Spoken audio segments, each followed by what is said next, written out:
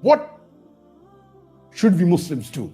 I will just mention a few important points in brief.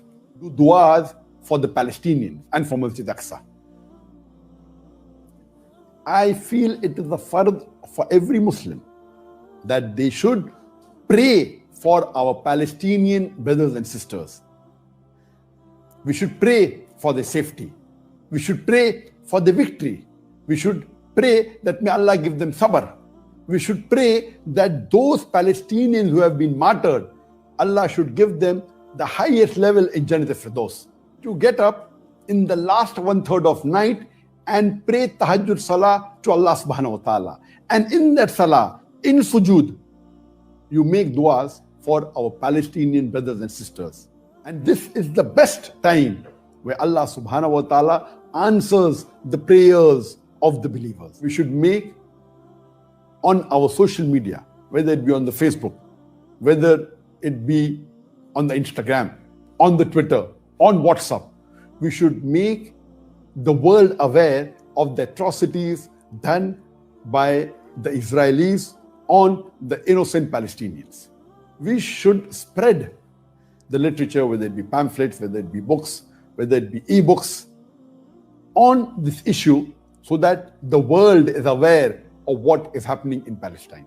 We should make publicity, whether on billboards, whether on buildings, hoardings, whether it be on buses, on different venues, so that we make the people aware in your locality, in your city, in your country about the atrocities done on our Palestinian brothers and sisters by the Israeli forces. There should be peaceful protests all over the world by the Muslims.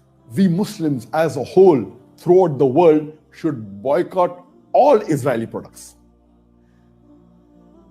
We should boycott consuming all Israeli products. Surely the 25% of the world population, if we boycott 100% of the Israeli products, it will be surely a reminder to Israeli, and it will be a good lesson to them. We should contribute financially whatever we can. And as I've always said in many of my talks before, that when we contribute, see to it that you contribute besides your fard zakat that you have to give.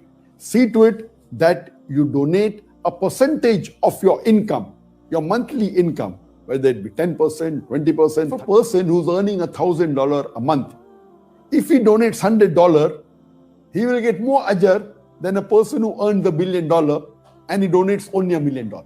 Because $1 million from $1 billion is 0.1%, where $100 from $1,000 is 10%. So the person who earns only $1,000 and donates $100 will get 100 times more sawab, more blessings, as compared to a person who earns $1 billion and donates only $1 million. So Allah will look at the percentage of what you have that you donate, not at the amount. So let us make a commitment that we donate a percentage of our income for the cause of Allah subhanahu wa ta'ala, and from this we allocate a share for the Palestinians. There should be diplomatic protest. See to it that the Muslims protest on a diplomatic level to the authorities.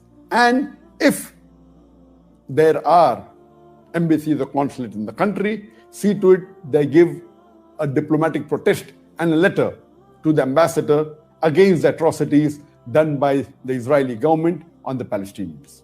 If the Muslims can get together and we have a trade boycott with Israel, a total trade boycott, see to it that all the Muslims in the world, not only individually do we boycott the goods, all the Muslim countries today, there are 57 Muslim majority countries in the world.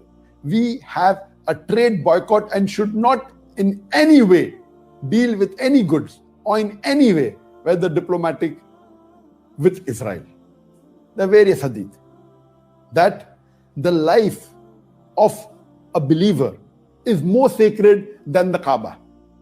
And imagine, hundreds of Palestinian Muslims are being killed. And what are we doing? How can we join hands with the enemies?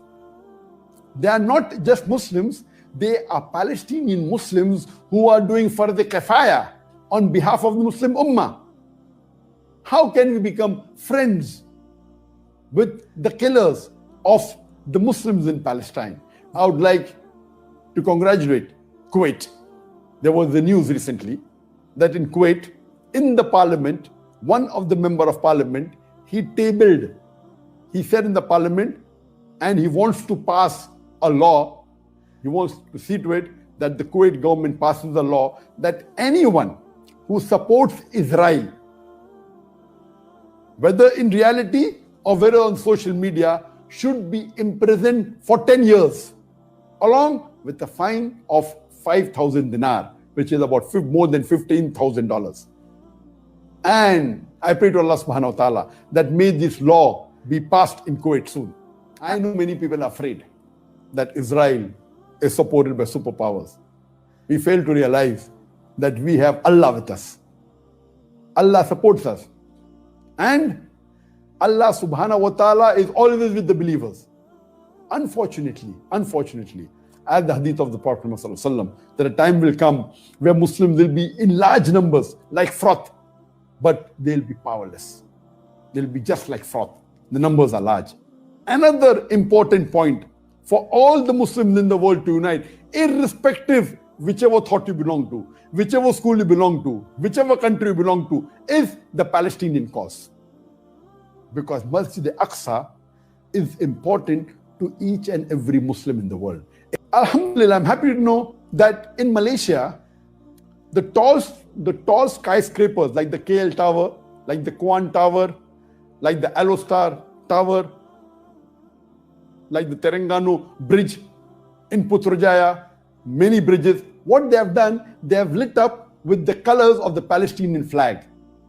Green, red, white and black, in solidarity to the people of Palestine. Beloved Prophet Muhammad said that all the Muslims are like one body. If something happens to one part, all of it, the whole body is in fever. So I request our Muslim brothers and sisters throughout the world that implement on the few suggestions that I've given and see to it that we pray to Allah subhanahu wa ta'ala. And I pray to Allah subhanahu wa ta'ala that may He keep our Palestinian Muslims and brothers safe. May He give them sabr. May He give them victory. May He give the highest level of Jannat al-Firdaus to the martyrs of Palestine.